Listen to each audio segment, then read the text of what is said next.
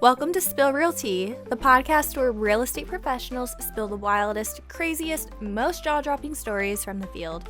I'm your host, Jessa Patton, an agent with RE/MAX at the Crossing, here to bring you the behind-the-scenes tales from the world of real estate. If you haven't already, be sure to like, follow, and subscribe to @SpillRealTea on Facebook, TikTok, Instagram, Spotify, YouTube, all the things. And I hope that you enjoy today's episode. Today's guest is a realtor with Lafayette Listing Realty, also known for being a part of the most iconic father-daughter duo, the Robinson Guestwine team, Miss Reagan Guestwine herself. Welcome. Hello. Glad you're here. Glad you could make it. Yeah, thanks for having me. So a quick little background. Back when I got into real estate and I got licensed, I started my career with Lafayette Listing Realty, where Reagan and her father, Dusty, were my mentors. Mm-hmm. And man, do I miss you guys. I know. You should come back. We got to get the band back together. For those who don't know you mm-hmm. or have had the privilege of working with you or your father, can you give us some background on how you got into real estate, how long you've been in it? Gosh, so back when I was, 23, I was staying home, just had my second, and Dad called me one day out of the blue and was like, hey, I am going to get back into real estate.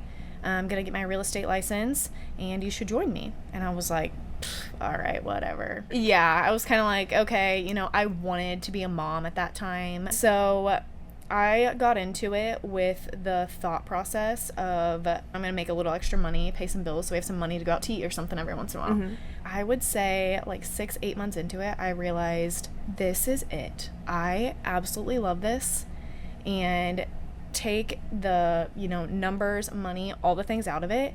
It is the most rewarding job I could ever imagine having. I agree with you. It's very fulfilling emotionally. Yeah. I mean, you put yourself in your shoes of your clients, and most of the time real estate is death, divorces. Mm-hmm. Don't get me wrong, there's people out there doing flip houses, and it comes down to numbers and making ends meet for their family or too. Downsizing. Downsizing, stage of life, where there's so many different scenarios. It is so emotional. Very. With Reagan being here, it comes full circle in the sense of you were my mentor at one point, and episode 1 with Karina, we talk about field mice. Yes. And if you haven't already gone and listened to that episode, please pause and go watch it. What are you doing? It'll make way more sense, and you'll get context for what we're about to discuss going forward. Yep. A brief description of that episode. Karina's buyers were moving to Lafayette, and Reagan happened to be the listing agent for that property. There were some twists and turns. Yes. Reagan, you had to drive an hour to help Karina with her clients and moving and packing within 24 hours. Yes. Pure chaos. Yep. Do you have any takeaways or any lessons from that transaction? Yeah, it's funny. I've laid in bed at night and stewed on this transaction most of my career, right? Oh, lovely. Yeah. Lovely. And thinking back now, I don't think I would change a single thing. You learn from every transaction. And, maybe I overreacted at closing or whatever. Doesn't matter. Okay, we haven't heard this tea. Yes. No, at closing, after we moved them and all the things, I think Karina would agree with me. So I don't mean to speak for her, but we felt very disrespected after bending over backwards for our clients. And that's where I draw the line. I will bend over backwards, and I will do absolutely everything in my power to do what's right for you in your situation, but I expect a level of respect back. Absolutely. And appreciation. Yes, yeah. Especially for the amount of work that both of you put in. Yes, yeah. Not just work. I mean, it's time and money, and And you're a full-time mom, too. Oh my gosh, yeah. I had my kid with me at the time I was moving then, and he was at closing with me too. So he got to witness the interaction. He did, which I'm not proud of. I think that's the part that, Just because he was there. Yes. Otherwise, no, we still stand by it. Yes. Yeah. I probably should have worded some things differently, whatever, but... Were there some curse words thrown around? Yes. Yes, there was. Father, forgive me. But you know what? I said what I said, and I'll live with it. Yeah, I just, looking back now, like, yeah, I deserve respect too. I don't think I'd change a single thing. Now, during that interaction, it was Karina's clients who were disrespectful and unappreciative. Do you have an interaction where your clients were that way towards you? Before we dive in, please note, if you're a realtor or real estate professional, always consult your managing broker or seek legal advice for any real estate matters. The resolutions in these stories are for entertainment purposes only and may not reflect best practices or legal standards. Yeah, and Jessa, you might be able to relate with me a little bit. Like, when a client comes to you or you get a new client or a lead and you start communicating with them, you're kind of interviewing them too. Yep. Because I'm not everyone's cup of tea. And not everyone's my cup of tea. And that is perfectly okay. Yeah. The longer I'm in real estate, I've learned that is fine. We have to want to work together. Yeah. And most of the time, I am very, very open-minded. I'm not going to judge you, but I expect respect also. And I'm trying to think, clients moving from out of state here.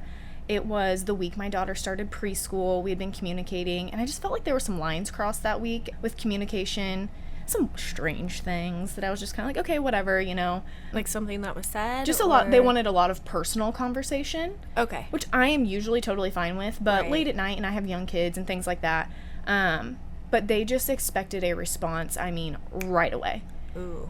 Right away, and normally I am that person. I get it. I will respond quickly. I can attest to that. Yeah. I'd have a question and you were right there. Yes. But also there's times where you're in a showing or we go to bed at 8 o'clock at night. Like we have 2 kids and we're up. It was the day my daughter started preschool. I was getting her off to her first day of preschool, which mom life, so freaking emotional.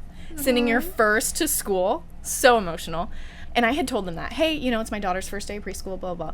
Well, I hadn't responded in an hour and a half. I was getting her dressed and trying to drive her to school and all the things. Which really isn't that long. No. Early in the morning, too. I think her school started at 8:39. Like, oh, heavens. Early in the morning. Yeah.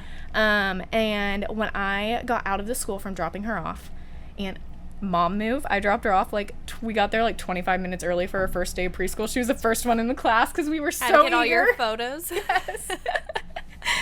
And when I got out, I had a voicemail or text from him like, hey, if you're not going to be responsive, this isn't going to work. And well, pardon me. Right? So I was very nice about it. Yeah. I've learned to communicate differently. You can still be nice and set boundaries. Yep. And I was just like, hey guys, if you're expecting that type of response, maybe I'm not the agent for you. Good luck on your home search. And just left it at that. That was a big pivotal moment where I learned yeah, you know what? I'm not everyone's cup of tea. And I'm perfectly okay with that. Yeah. I'm accessible, but I still have a life, Yeah. I still got to make dinner. I still got to do laundry and clean my house.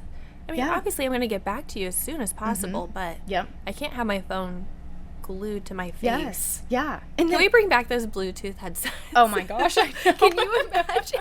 Yeah, the that truckers used to wear almost. Oh God, yes.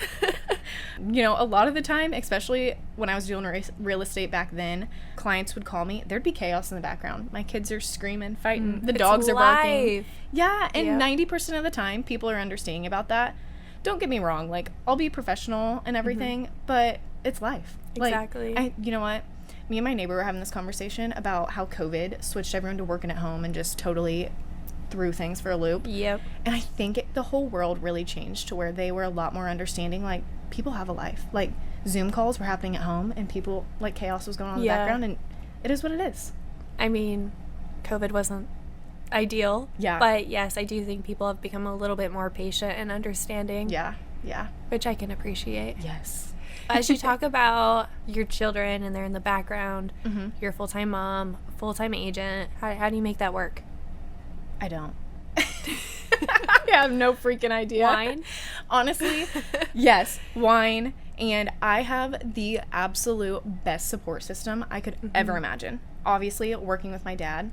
Not only is he my dad, he is my best freaking friend. If you go through my call log right now, the amount of times we call each other a day. Oh, I can only imagine. Every time my phone rings, my husband's like, it's your dad, isn't it? Yep, because we don't text. It's all voice conversations all the time. But my parents are absolutely amazing. My husband's parents are absolutely amazing. Just support system is all it comes down to. Now, how do you think you would do it if that support system wasn't in place? I wouldn't. Go insane. I'd be I in don't an think asylum. I could. Yeah. Seriously, there's people that raise kids and don't have like grandparents close or friends or family close, and I mentally don't know how you do it. And props to you, because you know, I was having this conversation with my sister the other day about, you know, like when you have a newborn and you're up at night, sleep deprivation, all these things. And now that my kids are older and hers are younger, I'm like, oh my gosh, it's so hard. But I'm like, I did that. You just do it. You just make it work. You just freaking do it. Take it 1 minute at a time. Yes. Yeah. One day at a time. When you're living it, you just do it because that's what needs done. Yeah. And then you look back and you're like, how the hell did I do that? You mentioned working with your dad, and you guys talk a lot. When it comes down to the dynamic of your team and working together, how do you guys make that balance? Honestly, we just are at the mindset where there's times where he's going to put in more work and times where I'm going to put in more work, and we are perfectly okay with that. We have such an open, mutual respect relationship, and I have young kids, and he's at, you know, looking towards retirement age or whatever. Right, yeah. There's times where his hands are in a transaction start to finish, and I don't even know what the client's name is, and vice versa. Most of the time, we're both involved, and we help each other, and you get two brains in one. But other times, you don't need two brains in one transaction. Like, too many cooks in the kitchen. Yes. Yeah. Yeah. He's just so understanding about the phase of life I'm in. And honestly, that's what it takes is in any industry, not just real estate, when you're working with people, empathy and understanding and being open-minded and non-judgmental and just communication. Exactly. Communication. Yeah, we were speaking off screen. When I got into real estate, obviously I understood the transaction of how you purchase a property, all the steps that go into it. But I was missing that emotional element because I had yet to purchase my first property. Yep. Which I think is very important to deal with that firsthand. Yeah. So after my husband and I purchased ours, November of 23, now I've developed that emotional like empathy for clients. Yeah. Yeah. Like we said, real estate a lot of times is death, divorce, all the things. One of my dad's very best friends passed away, and all of his things were still in the house. We went to list the house. Dad had to walk through his house, and oh my, just the emotion behind those things. Exactly. But then getting to see like his son, helping his son through the process, it is so rewarding. I don't know how some agents get into the industry and not be able to show that emotion. I think that's what there are so many amazing agents around here. Yeah. Most agents genuinely care, and that's what it takes. Forget about the money, forget about the numbers. I mean, we've sat at the closing table and cried with clients before.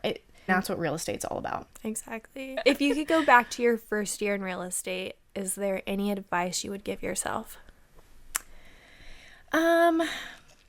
Maybe to not take things as personal, right? If, you know, a close family friend or, you know, someone you went to school with chooses another realtor, don't take it personal. It's hard not to, right? It's so I hard. still struggle with that. I get it. But it's so hard not to want to click the unfriend button on Facebook. Yeah. I know. I have been guilty, but I've been doing a lot better about doing that. Yeah. And it's because we genuinely care, right? I take it personal because I thought we were closer than that. Yeah. But at the end of the day, they're going to make their decision on what information they have readily available to them. So yeah, not even just in this real estate and taking it personal, but like 90% of people's actions and things like that are about themselves and not thinking about other people. Like just like if I make a mistake and I lay in bed at night and I'm stewing on it, I'm thinking about that mistake or what I said wrong during this podcast or whatever. And most of the time that other person is going and laying in bed and thinking about what they did wrong. They're not thinking about you. They're not so it just don't take it personal and move on and just do the best for your next client. Do you have one piece of advice you would give a new agent getting into real estate? Well, if I can do it with a 2-year-old and a 1-year-old, anyone can do it.